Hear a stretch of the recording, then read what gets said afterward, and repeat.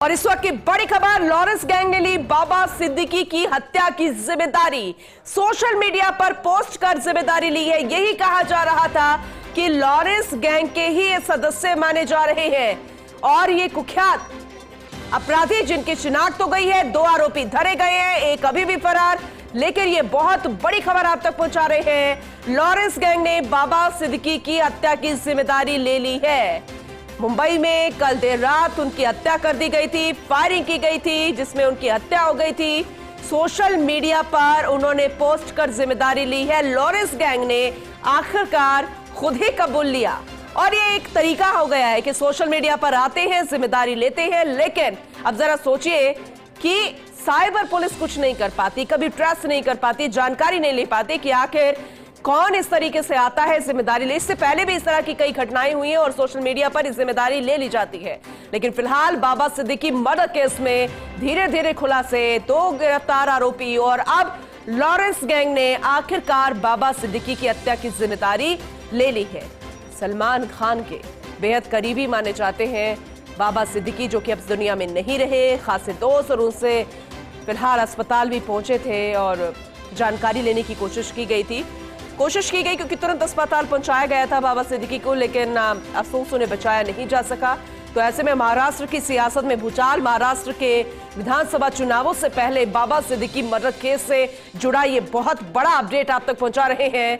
Lawrence gang ने आखिरकार बाबा सिद्दीकी की हत्या की जिम्मेदारी ले ली है। इस वक्त की बड़ी खबर, क्योंकि आखिर 3 शूटर थे जिसकी वजह से 4 राज्यों में दहशत है। 2 आरोपी धरे गए, एक अभी भी फरार। और ये कहा जा रहा था कि लॉरेंस गैंग के सदस्य हैं और उसी के कहने पर, उसी के इशारे पर इस तरह की घटना को अंजाम दिया गया, इस हत्या को अंजाम दिया गया। लेकिन अब ये बड़ी खबर है, लॉरेंस गैंग ने बाबा सिद्दीकी की हत्या की जिम्मेदारी ले ली है। लेकिन आखिर क्यों, किस वजह से, साजिश आखिर कौन कर रहा है? महाराष्ट्र चुनावों से पहले, विधानसभा चुनावों से पहले सियासी भूचाल लाने की आखिर क्यों कोशिश की गई है? किस वजह से बाबा सिद्दीकी की हत्या की गई है? ये भी बहुत बड़ी बात।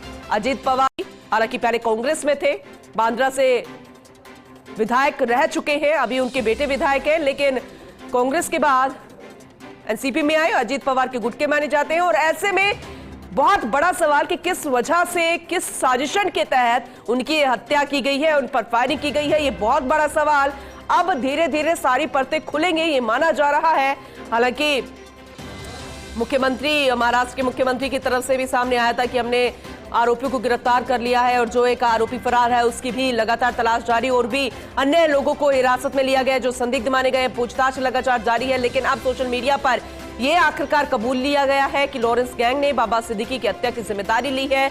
लेकिन ये भी जरा सोचिए कि प्रशासन की नाक के नीचे, सरकार के नाक के नीचे इस तरह की घटना को अंजाम दे देना, वो भी महाराष्ट्र जैसी जगह में, वो भी आने वाले समय में चुनाव है, उससे पहले सियासी भूचाल आ चुका है, 4 राज्यों पर उसका असर पड़ता नजर आ रहा है। हालांकि वैसे तो पूरे देश पर ही इसका असर है, क्योंकि हर किसी की जुबान पर यही बात कि आखिर किस वजह से, किस कारण से, साजिशन के तहत। ऐसा नहीं है कि इससे पहले भी इस तरह की धमकियां उन्हें नहीं मिली थी, हालांकि ईडी के रडार पर भी थे बाबा सिद्दीकी, लेकिन किस वजह से उनकी हत्या की गई है, ये बहुत सारे सवाल खड़े हो रहे हैं, चाहे हम राजनीतिक पहलुओं की बात करें या फिर तमाम सामाजिक पहलुओं की बात करें। हालांकि कोशिश जारी है सरकार प्रशासन की तरफ से इस तमाम पहलुओं को सुलझाने की, हर एंगल से जांच जारी है और उनके दोस्तों से, परिजनों से, सीसीटीवी, हर एक तरह से जानकारी लेने की कोशिश।